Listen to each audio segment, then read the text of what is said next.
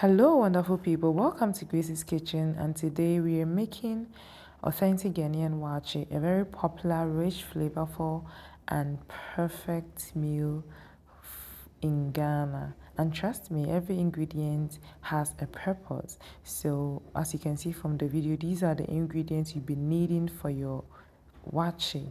You will need the waakye leaves, beans, and then rice.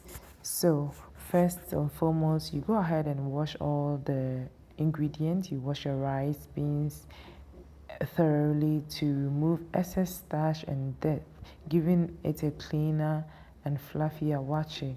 Yeah, after doing that, you go ahead and then add the beans to the pot first, because beans take a longer period of time to cook than rice. Yeah, cooking them ahead helps them become soft and creamy without overcooking the rice later. Next comes the waakye leaves.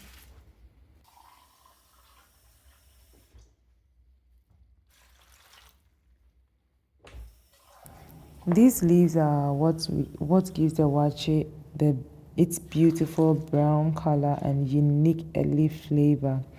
Yeah, so without them, it's just rice and beans, but with them, it becomes real Ghanaian waakye. I'm adding enough water and allowing the beans to cook until they begin to soften.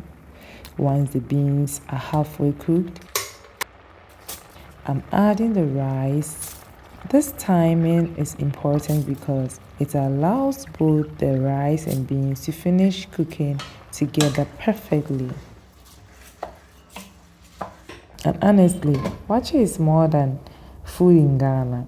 It's a breakfast memory, busy mornings, roadside conversations, and comfort after a long day. And let everything steam slowly. Good waakye is never rushed. The slow cooking helps the flavor blend beautifully. Can you see that color? The deep rich brown is exactly what we want. Serve it with shito, gari, eggs, fish, meat, stew, salad, whatever makes your heart happy. Tell me in the comments, what's your favorite thing to eat with waakye? If this video made you hungry, don't forget to comment and follow for more delicious Ghanaian recipe made with love.